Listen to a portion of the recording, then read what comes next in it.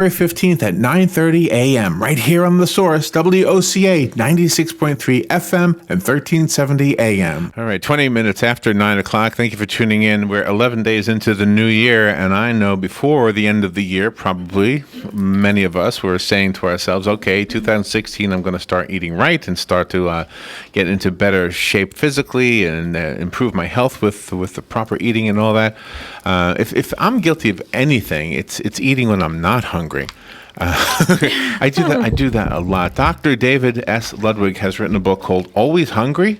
Conquer Cravings, Retrain Your Fat Cells, and Lose Weight Permanently. So I'm all ears to this one. And he's on the phone right now. He has a lot of credentials. Let me just go through some of them real quickly. He is actually described as an obesity warrior by Time Magazine. That's pretty cool. He's a practicing endocrinologist and a researcher at Boston Children's Hospital. He's the professor of pediatrics at Harvard Medical School and the professor of nutrition at Harvard School of Public Health, the founding director of the Optimal Weight for Life program at Boston Children's Hospital. Gosh, so many mentions of his work with children. And yes. if there's any one segment of society you would like to see the obesity problem solved in, it's the segment of population of children. Dr. Ludwig, I know we have a very short interview with you, but thank you for being on with us today. Well, thanks for having me. Great to be with you. So children have a different kind of metabolism than adults, don't they? Well, they do, but what works for kids works for adults as well. And this, the program in this book is really focused on adults. But really, one of the best ways to help to guide children toward a healthful diet is for the whole family to participate. And, it really starts with the parents. And you know what? We just so you don't know this already yet, but I'm going to tell you, we broadcast from the mall. And so we see a lot of families. And it's interesting that, yes, you're right. Obese parents often have obese children. And not so obese parents have not so obese children. It is something we've observed. Right, but that's not all genetic. A lot of that is shared environment.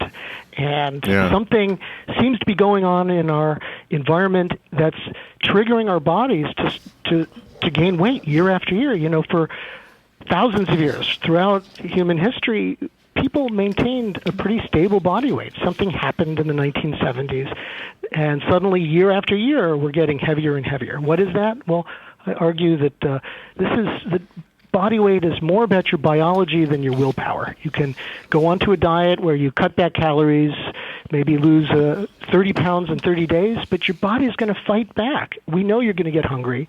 Metabolism is going to slow down, and that weight's going to come racing back.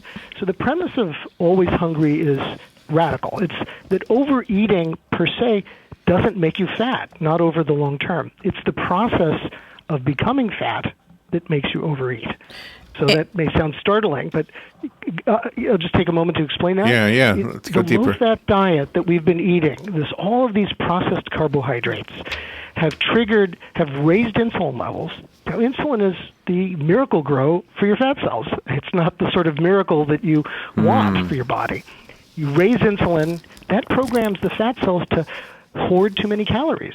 So they're actually too few for the rest of the body. We think of obesity as a state of excess, but it's really starvation for the body. The brain does not see enough calories in the bloodstream where it's needed. That's why we get hungry. It slows down metabolism. We gain weight. We have to target the cause of that. Just cutting back calories is symptomatic treatment. And the way you target the cause of it is to eat a diet that lowers insulin and lets those fat cells calm down and release their calories back into the body.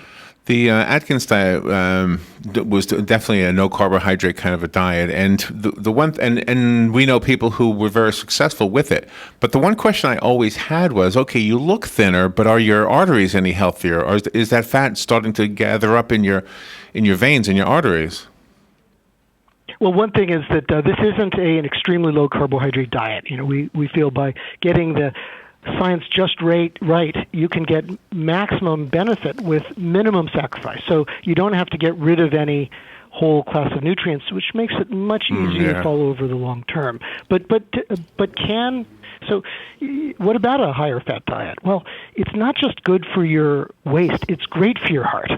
Let me just briefly tell you about one of the largest diet studies ever done called Predamid. They put 7,500 adults on either a low-fat diet, which for the control, or higher-fat diets that had lots of nuts or olive oil.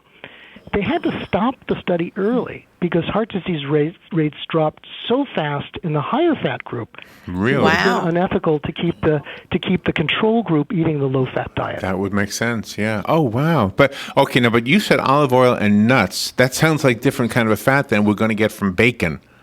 Am I right? Right.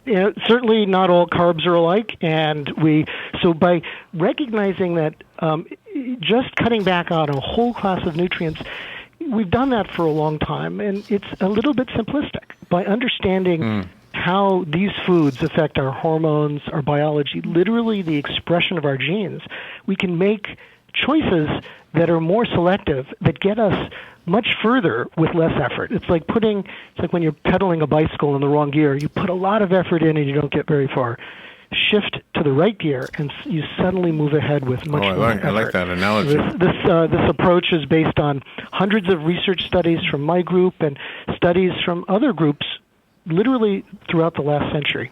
But what makes your book truly unique is that you have real stories in your book, and you're not preaching. You actually give real people time to tell their stories.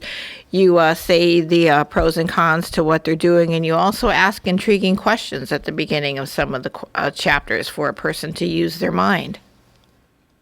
Well, thank you. We conducted a national pilot with about 250 people as we were preparing the book to be able to fine-tune the program. And the testimonials you'll see are all authentic. Nothing is made up or exaggerated. It's their real words. One of the most surprising aspects of the testimonials is that cravings seem to vanish even before the first pound was lost. And that's exactly according to plan. Really? This doesn't force your body into quick weight loss. It changes your biology inside, so you first experience an improved sense of well-being, longer satisfaction with eating. And once that happens, cravings vanish, and then your body can start losing weight because it wants to, rather than, kicking and screaming on a typical low-calorie diet. Oh, my goodness. So, go ahead. And one of your mottos is dieting without deprivation, and I think that's really an awesome statement there. Right, because the problem, again, is not too many calories in the fat. That's what we look at. Somebody seems like they have too many calories on their body, but those calories are locked away, stored in fat cells under the influence of too much insulin. In reality, there aren't enough calories available. So the brain senses starvation. People who have a weight problem are actually in a sort of a state of starvation, and we have to reverse that. If you reverse that, if you can target a diet to open up those fat cells, then you stop feeling deprived. Your body fills up with energy. You don't have to eat as much to feel satisfied. And then you lose weight with your body's cooperation. So, our motto is forget calories, focus on the quality of the food you eat, and let your body do the rest. It's all outlined in the book. The interview is way too short to get all the information out. In fact, there would be no interview unless you're going to be on the air with us for 2 weeks or something. The book tells you everything you need to know. Well, since this is Florida in the winter and I live in Boston, I'm happy to come down for a couple weeks. Oh, nice. Yes, well, you are definitely welcome. It's kind of cold today, but probably not as cold as where you are. I could direct your listener to our website, Dr. David Ludwig. That's drdavidludwig.com. That was a great point to make. Thank you for that, drdavidludwig.com. And I do have a copy of the book, Always Hungry. Call me if you want it, and it is yours. It'll be waiting for you here at the station. Doctor, thank you for being on the air. This is good news. I think, especially for children. Yes. And a real quick one. Can a child still have whole milk in their diet, or should they go to skim milk? Absolutely.